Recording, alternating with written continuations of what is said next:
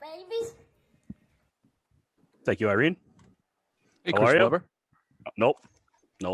Jay Williams. Peja? Nope. Jay Williams, baby. God damn, you look good, Bill. Thank you. God damn. Yeah, Thank you. you look really good, and you continue to switch locations, and it doesn't matter. It's still just coming in. You're just I- dripping sex. I I love don't it. even have that fucking weird light you guys make me use on either. We don't make you do anything you don't You want. guys make me use. You always yell at me when I'm in the dark, so Yeah. Well, we're doing a show with video, so yeah. I hate light. I hate light. Yeah, you're a fucking evil demon vampire. True fact, man. I fucking hate light. Especially like if I'm at home during the day or whatever, man, I got all the windows, the curtains closed. Like, Well, that's not a light That's- issue. That's just because you don't want anyone seeing inside the trash can. how can Yeah. you see atop my fucking house? I'm on the second floor. I actually Like, thought living he room. didn't want to look out and see like ratchet hose spitting out teeth or whatever. True. After getting punked on the in Queen's Landing. Yeah, speaking of that, you should saw these two broads my neighbor brought home today. Ugh. Billy, bad words Ugh. approved. Ugh. No. Ugh. Dude, bad word special. It's the stabby neighbor who had the one that looked like Post Malone. the stabby neighbor. Yeah, the woman looked like Post Malone just as a girl. Yeah. So man, he bangs nothing but trash. Like Hopefully he's not a listener. lot lizard trash. Well, to each their own. Everyone needs love, Bill. Everyone, even you. Look at how the stars have aligned for Billy Trash Can. Yeah. You go down to the basement for your boo. Well, that was She's actually not even here. I just enjoy this basement setup. I don't have to move. It's dark. It's dark. Mm-hmm. There's no windows. Well, if I do it at the kitchen table, I always got to move it all the time. I figure if I just do this, I don't have to move it anywhere, and it's just one setup. Just hook the computer up, good to go. Podcast studio. Well, there you go. All right. Well, welcome to the Semi Sports Show. This is Wednesday edition, June 2nd. Ooh, good job. Thank you. I didn't know where you're going with that. I was almost went March. Welcome to the show.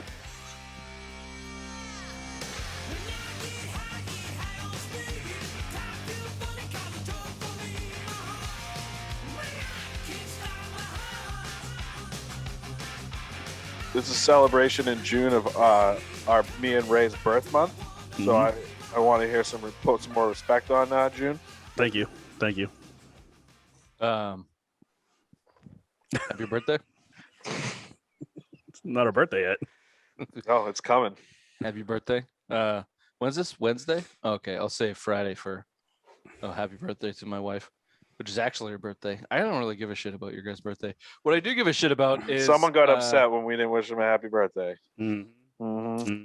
Bill, I do believe I got a lecture at a show. And he prematurely made me say that was not me. That was Ray telling you to wish me happy birthday, and nope. you said it's not my birthday yet. I will do it. I will do it when it's his birthday, and then you did it anyway because you're a softie.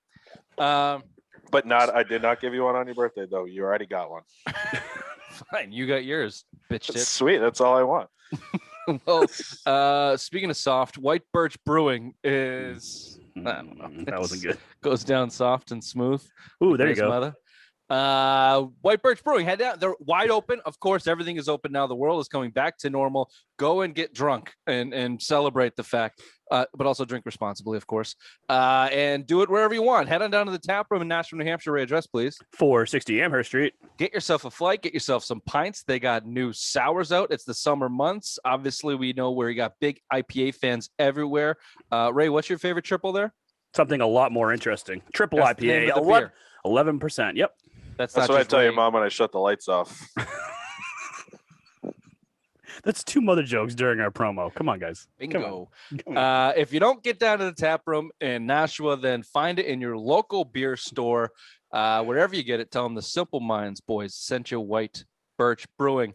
Tell you what, I had a couple extra ones last night after that. Mhm. After that heartbreaker. I mean, that's playoff hockey. I'm not going to lie to you. I wasn't Heart it attack wasn't city. totally heartbreaking. I mean, it was game 2. They made the comeback. That's what hurts. You made the 2-goal comeback in the third, and then you give it up in overtime.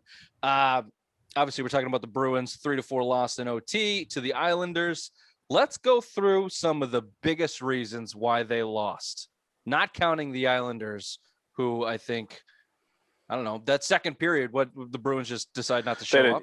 They didn't show up at all. I mean, you saw two goals, and I think they added the third one in the third period, somewhere around there. So, I mean, you saw that 2-goal lead. Actually, no, it was all three in the second. Sorry. Yeah, they never showed up. And I thought a little bit in the first, too. They only had 6 shots, but I thought they controlled the pace of play. I thought they were moving up. They had a good shot attempt, but they weren't getting them on net.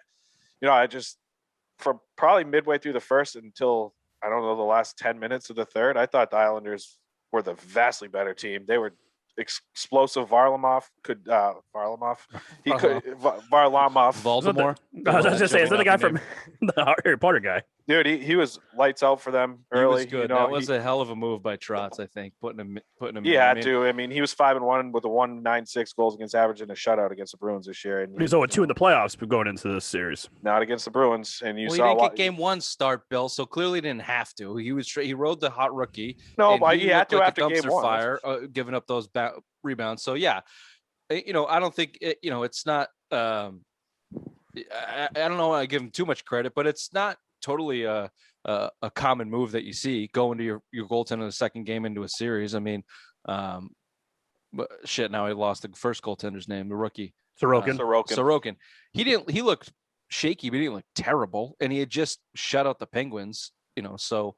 But anyway, yeah, I mean, it was a good move, and he clearly showed up. That first Coyle goal was nasty. But after that, I mean, Marchand and Bergeron really had to pick corners to bury their pucks, and everything else was, I mean, he was sturdy, man. He was steady. He was getting that, especially they had a couple good plays on the power play, and then on 4-on-4. I mean, they had Krejci and Taylor Hall basically almost scored a goal on him, and he was just lights out. Even Pasternak was all over the net last night, even though he took a fucking stupid penalty that kind of switch the momentum of that. But anyways, it was, yeah, I mean, he was lights out, all night. And then he was screened on those 2 goals late in the third, but I thought he had a pretty decent look at him. So I thought you saw some chinks in the armor there later on in the third, but then in overtime, Islanders just picked it right back up. I mean, he was the main reason. I think he's one of the main reasons they won. He was very, very good. Well, I think the biggest hole, and there had been, I guess you could say there have been a couple question marks surrounding the Bruins and their biggest, the hole in their team. I think that's clearly defined. Their defense, specifically their third pairing, but even second, anyone other than McAvoy is their question mark, man. Yep. They have been in their own zone. They have been a nightmare and a heart attack to watch. And that's where you saw, that's a nightmare matchup for the Bruins. The Islanders are a very heavy forechecking team. That's what they're known for. That's how they get pucks. They're not that skilled, but they get pucks on net that way. And you don't have a decor that can handle the puck inside their own fucking zone. Nope. That's what you saw on multiple occasions last night, right? Yeah, exactly. That's what I put down for my biggest reasons for the loss was that defense sucked last night. The terrible turnovers. I mean, like you said, it's heart attack city watching these guys in their own end, just passing the puck around and making careless mistakes and turnovers all over the place. Not really helping out Tuukka. McAvoy was the only saving grace, like you said. The other person I think that was terrible, Jake DeBrusk. I know we're going to get into it a little later, but Jake DeBrusk, he took that second line down. I mean, what Bill's been saying all along is that, last year we only had one line beating taking on the other teams like the Lightning, and that's why we got our asses handed to us. We had that breath of fresh air with Taylor Hall coming here. They look good with Krejci and Craig Smith, and then Craig Smith goes down. They put Jake DeBrusk there, and he held him back last night, and he really showed. He's not a playmaker. No, he's not a playmaker at all. Well, he can skate. He can skate, but he's not a playmaker. He beats the defense down the right side almost every time, and then he just backhanded it into the bullshit around the net. Like, that's fourth line material, man. Like, you got Taylor Hall diving at the net, and you can't stop. He was a force last send night, it too. Send it to the middle. Like, that's what you're used to seeing with Craig Smith. So, DeBrusk. Look, I didn't hate the way he played. I just think he's a fourth line player making $3.5 million. So that's why he shines in a negative way. And you're right, Ray. That second line, we were used to seeing them buzz around the ice and Craig Smith get out there and making plays, and Taylor Hall coming this close to really breaking loose here. And every time they had a break, DeBrusk either lost it or just couldn't really didn't know what the fuck he was doing. Yeah, you didn't know what he was doing. But just real quick, Bill, unless you had DeBrusk thought. Yeah. so the second line, was kind of held back, but you got to think too, Craig Smith, the loss of Craig Smith, he's that net front presence. I was telling you guys earlier, DeBrusk is just not built for that. He's getting beat up in front of the net. He can't stand there and take the punishment like Craig Smith can. You saw him retaliate on a bad play. You got $5,000 for a cross check to the back of the head, in front of the net where he's trying to fight for the guillotine. puck. Yeah, that was bad. That was real bad. I can't believe the rest missed that. But they highlighted that on the broadcast too. But anyways, yeah, that's a big reason why Craig Smith's a big loss for this team right now. I mean, even Nick Ritchie, but he couldn't stay on the ice either. He was in the fucking penalty box every other play. He's got so lead in his skates, man. Yeah, but you need a guy like that with this line screens. That's how Hall and Krejci been scoring, with the screens in front of the net. DeBrusk is not that guy right now, and he's getting the shit kicked out of him in front of the net. He's not big and strong enough to handle what Craig Smith can handle. You're definitely holding it back. You need to drop him down, or hope God Craig Smith comes back this week. I mean, hopefully with the extra 2 days off now. So I mean, he hasn't played. Well, I texted you. We were talking. Obviously, I sent you my idea, which I think is the best idea. I haven't heard anybody talk about it, and I'm not sure why. My idea is to put Coyle on Krejci's right hand side, and you can do whatever the hell you want with the third and fourth. I dumped DeBrusk and Ritchie. Give him Corrali on that third line. Let those guys act as your fourth line in terms of being big and energy. Let Nick Ritchie go throw his body around. Corrali can skate a little bit, but the less skilled guys, they can fly around and bring in the energy. That fourth line, I mean, Wags is getting down there. He's creating pressure. He's playing hard. Corrali was real. I thought Corrali was real. Lazar, great, yeah. Lazar's got skill. He can handle the puck. So go give them Coleman or whoever if you want to put. I don't care, but you need production out of that second line. Ray nailed it. When you put a DeBrusk on there, they almost went to zero. I mean, you want to think Taylor Hall can lift him, but we've seen it with Krejci before. He needs two solid players around him. I'd give him Coyle. Coyle can play next to him. He's got speed. He's got skill. He can do the things that Craig Smith was doing. That's what I do. And let those bottom two lines figure it out, and let your top two lines carry you until Craig Smith comes back, which he should. It seems like a real bad, deep bruise that he just. They're saying it's a Charlie horse. He took a puck off the leg, right? So that's why he came out. So I mean, yeah, but you saw even the Hall Krejci in the first game too. As soon as he went out, I mean, they haven't done shit in the two games. I mean, Hall had the empty netter. They're playing like they got a man down. I mean, they're handicapped with the. Well, they had the chemistry with those three guys like right away. Yeah, exactly. Game one is what's huge. Buzzing, so I mean, I think it was, you talk about like keeping Coyle down. Like I'm not opposed. I kind of want to see him move up and just stack two dominant lines if you can, especially the way Charlie Coyle. I've actually really liked the way he's played in this game.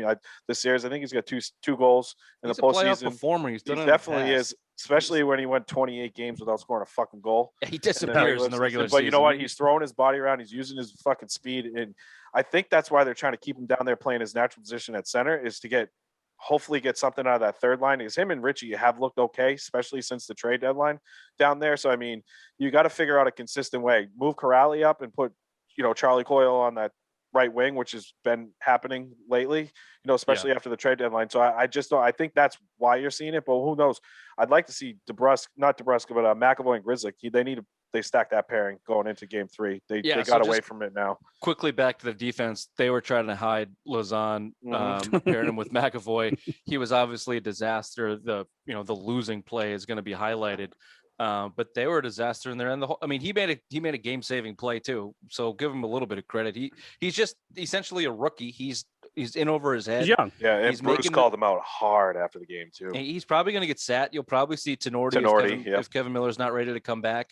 I thought Connor Clifton's play well, but he's a third pairing guy. He makes the same mistakes too. And I can see what they're doing. They forecheck so heavy, the Islanders do, that the Bruins are constantly trying to go tape to tape and get some breakouts, and it's working here and there. The only problem is I don't think you have enough skill on that to do that consistently. So when you have guys like Lazan trying to go across the ice, across your own crease to try and get a breakout, you're asking for fucking trouble, man. You're asking for trouble. You have to limit the capabilities of these guys. You got McAvoy and Grzelcyk out there, tape to tape. Let's go. Let's get big. Go fast, go hard. But your top two, Riley too, is a very good puck. He had a bad game. He's learning how to fucking shoot. Yeah, Rich, you and I were bitching about it. I was bitching at the TV all last night. Just shoot the fucking puck. Shoot the fuck. Like he had so many open lanes, and they're trying to get too cute. They're too worried about that defensive system, dude. All they have to, I swear to God, just pump fake. They're getting the guys to fucking commit to the block. and then shoot. Like all you have to do, he is so wide open on half of those fucking shots. Mhm. Like, dude, shoot the fucking puck. You saw some of the rebounds that was coming out, especially in the third period. They was getting some juicy fucking rebounds, and even in the first period, juicy rebound after juicy rebound, they could I not call score. it juicy. I love That's it. what it is. It's I mean, a fucking juicy Riley- rebound. Riley's Learn out hockey, there with Ray. Riley's out there with Carlo, who they're Carlo generally was going to be bad last He was night, bad too, but they're generally going to be paired up with either the second line or the first line. They're looking for offense from those guys. Just put it on his pads and let your top players clean it up. They'll find the puck. They'll get it in there in the mess in front of the net. Yeah, though, I mean, there was more than 2 times where that whole left side of, like, if he had any skill, he could have potted it on the left side of the net. He tried to go around, he tried to circle the fucking net. Yeah. It's like, dude, he did that like 4 times. Pucks on net, baby. That's hockey 101. Mhm. Yeah, it was frustrating to watch, especially in the overtime. You could just see it. I just knew They were outshot 16-2 after Marchand's goal. I mean, Yeah, you knew it was coming. It reminded me again when they tied it against Washington. I forget, game 3 that went to double overtime, and they were running for their lives, and that's the same exact thing that happened, except they didn't flip the switch in overtime like they did against Washington. They just laid down and died. I mean, I took a lot of them to come back. I mean, Tuukka, I don't think was great either. You know, and that was a big problem too. And even in overtime, that's a fucking goal you got to save. That's a fourth line winger. I don't give a shit if it's on a breakaway. You're one of the best goalies in the goddamn NHL. That's a goal you're supposed to fucking save. Yeah, I know. He did it again. He did it again in second or third against Barzal. Barzal missed the net. Yeah, that's what I'm saying. Yeah, so. Barzal missed the net. That should have been a goal. Speaking of guys on Islanders, he was fucking phenomenal last night. Mm-hmm. Yeah, he was so good. I wonder if the Bruins ever had a chance to get him, Bill. Please don't. Speaking of Tuukka, Ray, the reports out today that dealing with injuries, nagging injuries, no one's saying anything. Cassidy said, yeah, he's really vague with it, but obviously, it was it's open. The back. He's dealing with injuries. All right, so we rag on Tuukka. Someone, I think, did McDonald report in game that don't be surprised to see Swayman? Yeah, I texted you. That's where I was like, I saw it, and don't be surprised if he comes out for the third. And I was like, all right, there's no way. So to Tuukka's credit, he got it. Seems like he was dealing with some back shit, and he gutted it out. He had a bad second period. There was some bad. Those couple goals were bad. Slow. He looked real slow. And even the overtime goal, you're right. I think if he's 100%, he shrugs that off, or at least the second one was the worst. Yeah, I mean, that's soft as soft can get. Bad. The first one, his eyes were moving too far. He's just not locked in. He's clearly dealing with something. This was the fear going in. When's the hook? Where's the hook? I think Cassidy has a short hook here. I think if he's truly hurt, yeah. If he's laboring, if he doesn't look right, and it's not going to look, he's not going to give up 4 goals in a period. He's not going to go completely shit. So Cassidy has to be able to identify that he's not right. And if Tuukka's going to try and gut it out, then it has to be Cassidy's call. He's got to be able to say, look, man, sorry, take a seat. We'll reassess you in a game or two. Let's see the kid. And, you have to have a short leash moving forward with Tuukka, because I'm not saying it was his fault last night, but he got called out after the game by Cassidy. Yeah, I thought you gave him the first. I give him a little bit of leeway on the first. I thought it was a deflection. I know his eyes were moving. He definitely wasn't seeing it. He was kind of looking slow deflection. It was a slow. I mean, yeah, it was a bat. The second one was worse. Most of his goals, I think the second one, the second one was worse because it was in his pads and he just let it slide through. Yeah, but all of his goals, pretty much in the playoffs for the most part, or 80% of them have been tips, deflections, and tips. So that that's generally a good thing as a goalie. But that one last night, man, that one pissed me off. Maybe it's just me, but you watch his fucking eyes, like. Look at his eyes, Bill. Look at his eyes. I wasn't as pissed. I was more pissed on the second one. Even the third one, I thought was like, okay, he probably should have been there. I thought the leg, if he's healthy at that point, if he's really battling something, that leg's going to get there across. He just slid it right on the ice. I mean, he didn't lift the puck at all. So, I mean, that right leg came over and probably made that safe. But, I mean, at that time, I'm like, okay, I'll kind of give him that. But then the fourth goal, no, you weren't that great. I know you kind of saved him a little bit in the third period, but he wasn't great at all. Yep. People are the boohoo Tuukka crew.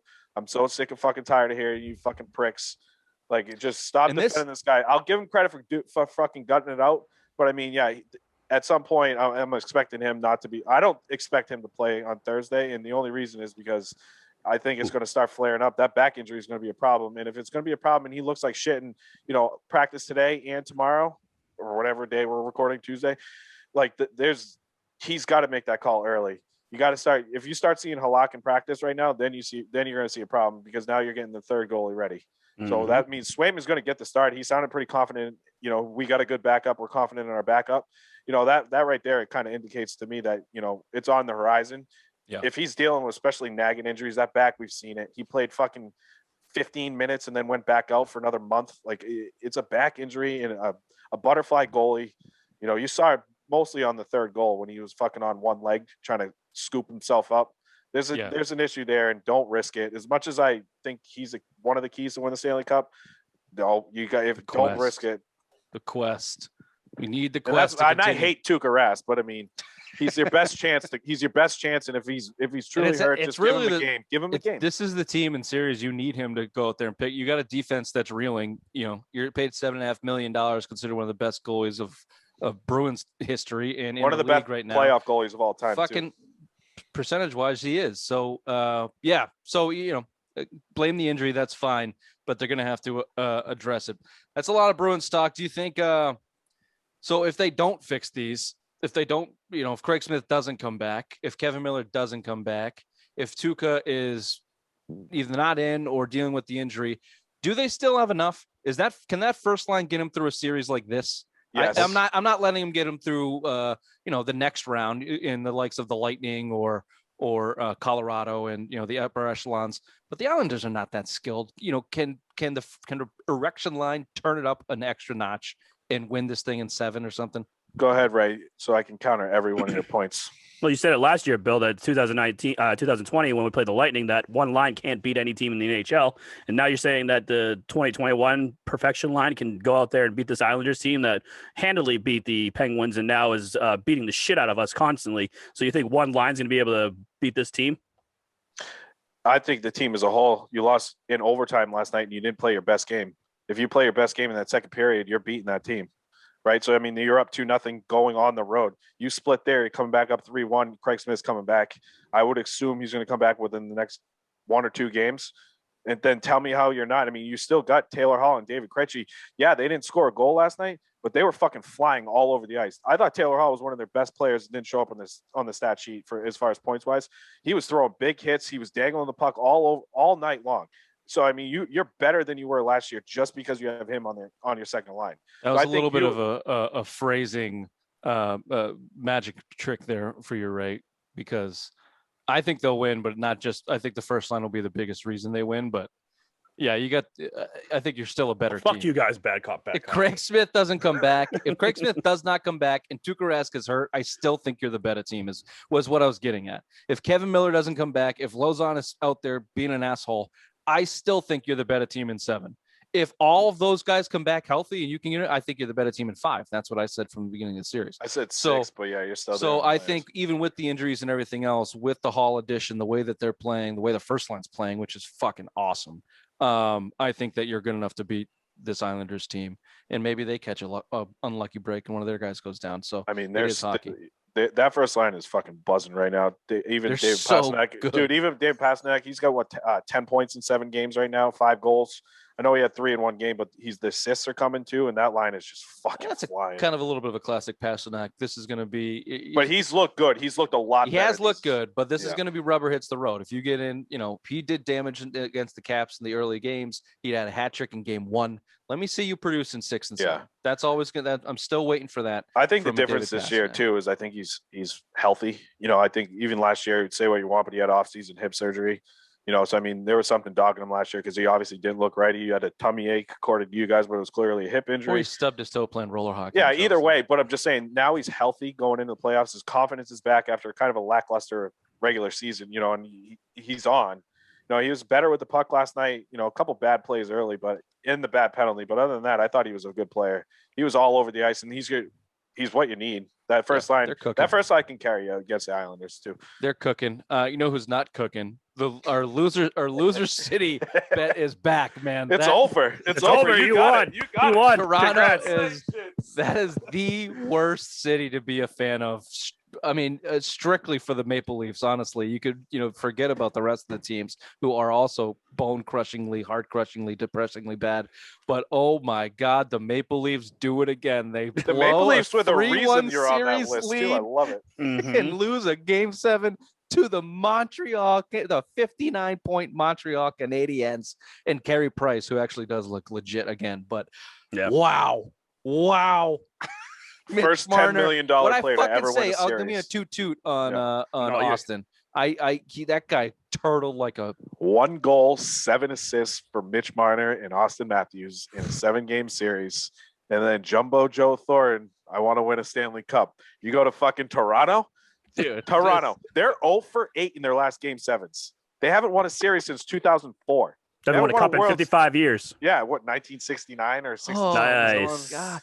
Dude, the best part is that they pack ridiculous. the house. They're the most loyal fans. And there's so much money invested in that team. It's the hardest ticket to get in the NHL. Dude, the best thing was the worst thing is that they only had 500 of them stupid Toronto fans up in there because God, I don't know, fucking Canada's on lockdown still. Well, God the Canadians had 2,500. Holy fuck! I just wanted to hear the cries, the 911 calls, and just, oh my God, it's just heartbreaking. It's just heartbreaking. They probably had a national shutdown of the workplace. I fucking love it. I love it. This was the year. This was the fucking year. You got in a pussy ass division. You didn't have to play the Bruins, the Lightning, all these teams in your fucking division, the Pittsburgh Penguins, the Rangers, all these teams that you can't fucking beat in a 7-game series in the playoffs. You had it easy this year. You had it so fucking easy. It was like their cupcake. You lose to the worst team in the playoffs. The worst fucking team in the playoffs when you're up 3-1. You scored 3 goals, 2 goals, and 1 goal in the last fucking 3 games to lose. Carey Price stood on his fucking head. I fucking love it. I love it. And it's so weird. It's not even rooting for the Canadians. It's just rooting for the dismantling of the Maple Leafs. It's God, I can't wait to hear how many hangings are going to happen up there from fucking Toronto fans just killing themselves again. Don't they just jump in the ice and freeze? Yes. I don't know. Yeah, that is some terrific things. I don't even know where they go from here. We don't have enough time to talk about it. Quickly relocate. Boom. Done. Are you fucking crazy? They're original 6 team, you idiot. They're not going. It's a joke, you fucking idiot. Calm down. Calm down, Bill. We got them all riled fucking up. Bill, Jesus Christ, it's a joke. I'm angry. You instill some serious hate and hate joy. That's what Bill has right now. A real case of hate joy. God, I'm so gonna hate fuck your mom later too. This will be great. We won't ask which one. So you got Montreal 3-way and the Winnipeg Jets as the next series, which is not even worth talking about or watching. The 2 worst teams left in the playoffs. Whatever. You're not going to see either of them unless you get to the championship. So it doesn't matter.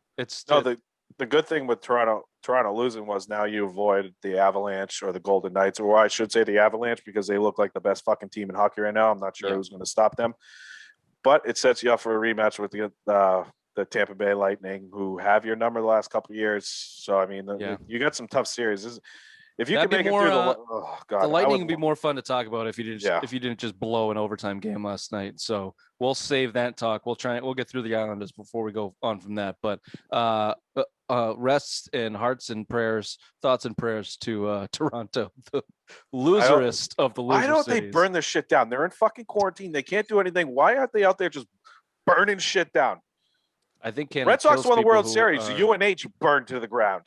These fucking guys can't win a playoff series since 2004. Canada are executing people who don't follow the quarantine rules for COVID. I think that's common law. All right, we got to breeze through some Celtics talk. And look, I had good Patriots porn for the end of the show that we might have to skip. We've been doing so much damn hockey. Sorry. What is it? Tuesday, we got Celtics Nets game 5. We're coming off the heels of another goddamn Kyrie. Just unbelievable. We talked about it on the Tuesday show. Since then, we've had KG, Big Baby, Cedric Maxwell, Paul Pierce. He called out Kyrie before, but obviously Kevin Garnett's the big one, calling out Kyrie for stomping on the logo, which Bill doesn't care about, which is kind of the general sentiment all around everybody, that in principle, I don't care that you stomped on the logo. It's just the messenger. It's the messenger. Yeah, that's what annoys me the most. But dude, go ahead. Remember JJ Watt spitting on the Patriots logo before that game, and then they shut his ass down. I don't give a shit about that. The easiest way to shut people up is to win, and your Celtics team was a raging disappointment. You got throttled in that game. It's just the two-faced fraud that Kyrie is. And if but you're you a know how we did competitor- it post game, not pre game. Do that shit pre game, and then I want to see the response from the Celtics because then I'll put some weight on that. Yeah, he's But fully it's expecting post-game, not to have to come He's a back baby to back Boston this year. bitch. Yeah, he's a baby back bitch. That's why he did post game. That's why I know that it's the unlikeliest of unlikely things to happen tonight that the Celtics win and they have to come back to Boston. God, But wouldn't I that can't be wait. so Oh, God. unbelievable? Oh my Oh, God! yeah. I just hope it just rains bottles from everywhere. I don't even They care won't at this sell point. them. They won't even sell them. No, it's Yeah. a two beer minimum. Everyone's all pissed off about that, but it's always been a rule. Yeah, what are people crying about? It's not 2 beer minimum ever. You just can't. No, get you buy just two can't at a buy more than time. 2 beers. If you at a have time. two It's hands, that's everywhere. all you can have. Anyway, so but do you guys, Ray? Do you give it any shot? Don't not win, but does anyone come out and do something to send a message? Say Nope. anything? Nope. This is the baby back bitch league. These guys are all turtle, and they're drinking Kyrie's Kool-Aid, so they all respect him. So therefore, they won't do anything. They respect this guy, which I don't know Pimp why. juice. Yeah. So no, they're not going to do anything. They're going to turtle. Yeah, that's actually Baby probably back right. bitches. Quickly, let's do a quick little Red Sox talk. They got smoked by the Astros. They got 3 more against the Astros here coming up. They might get swept. You Garcia got to going start tonight, worrying about so- Erod, man. Erod's 0-4 in his last 4 starts, only 19 innings pitched, 7 walks, 8.69 ERA on the year. He's only averaging. Thank you. He's only averaging close to 5 innings pitched. He's got a 5.64 ERA. This guy's supposed to be your number one. Luckily, you're getting. I gave you guys, kind of the basic baseball stats for their starting. It's not for their sustainable rotation. though. Lucky, you got a Pivetta who's 6-0. Martin Perez is kind of doing what Martin Perez does, mid-3 ERA, goes out there 5 gives some innings. Yep. Garrett Richards suddenly has become. But he hasn't looked that good lately. Injury is waiting to happen on him. But I'll give you something on Erod. His breakout year, 2019, he was 5-4 with a 5.46 ERA and finished 19-6. I'm not saying it's going to happen this year, but there is a kind of a little track record to get him starting a little slow. And I know, he was 4-0, 5-0 in April. So, I mean, I understand, but, there is a little bit of a track record there. His last full season in the majors was, he was finished top 6 in Cy Young voting, going for 20 games. Bill's goddamn optimism on Eduardo Rodriguez. He's got a hard on for him. Spitting on the graves of Maple Leafs fans, but he loves Eduardo Rodriguez. It's my guy. It's my team, bro. Come on. Oh, is he on your fantasy team? God, no. Well, that says it all, doesn't it? That says it all right there. Well, the only good news here, and we'll move on. We'll do some more Red Sox talk. After the Celtics get bounced out tonight. Chris Sale looks like he's coming back sooner rather than later.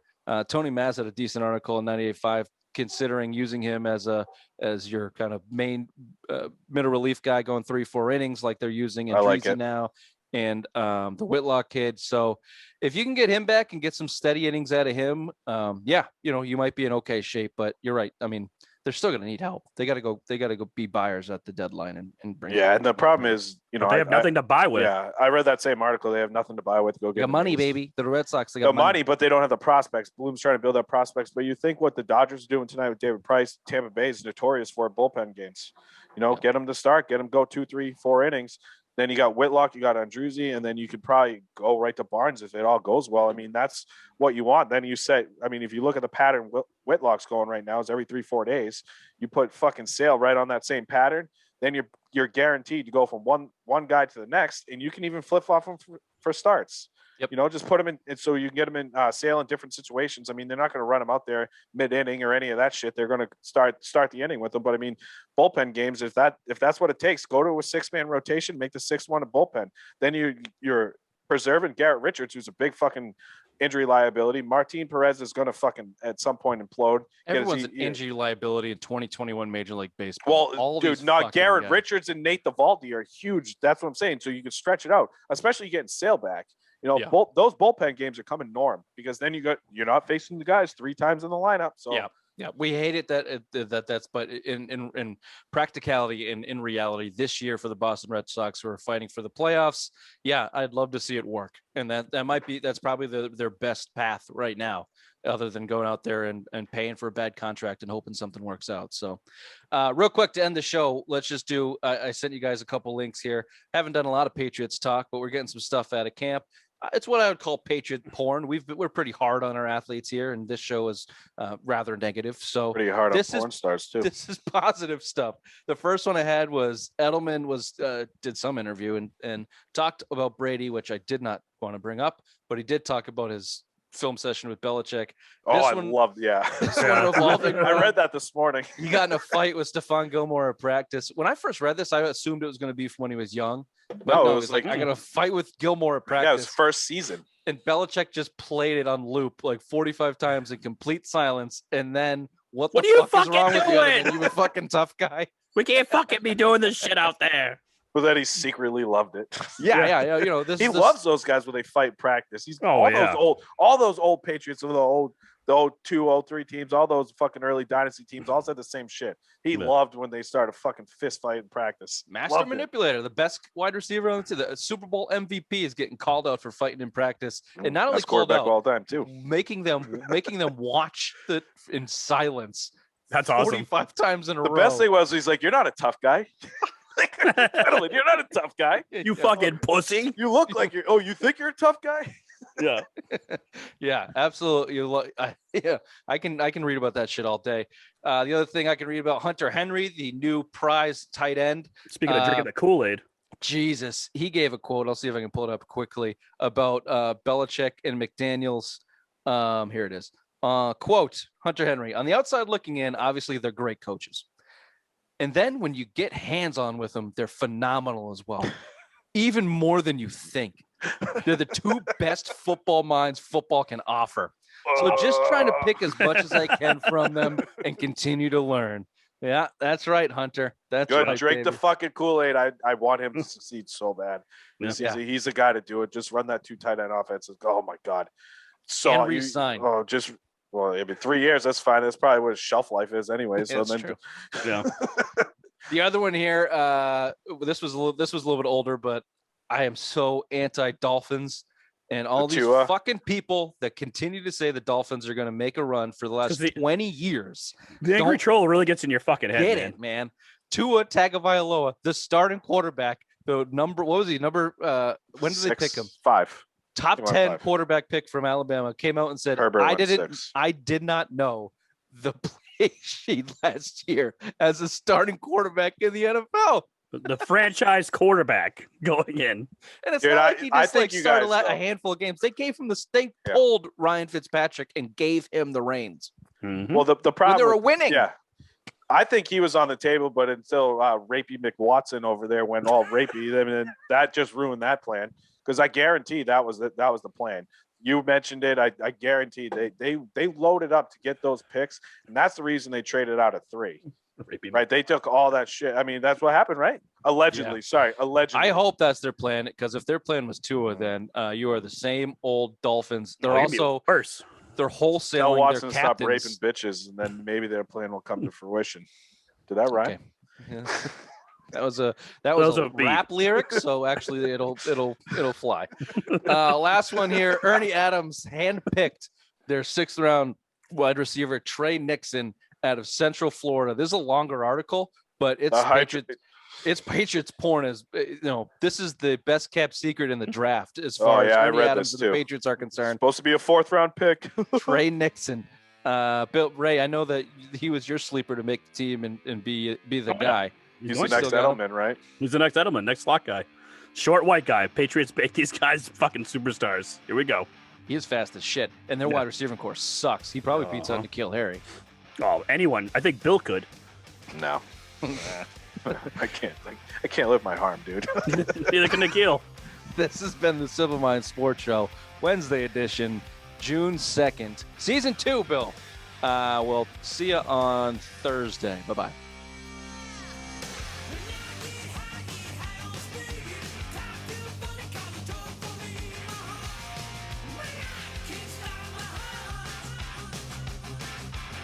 Season 2 means we've done this for a year. Now we're on no shit. I know what it fucking means, Ray. Bye. Bye-bye. Just didn't know if you knew. Just helping you out, baby. That's all. All right, I'm going to get a beer. Enjoy.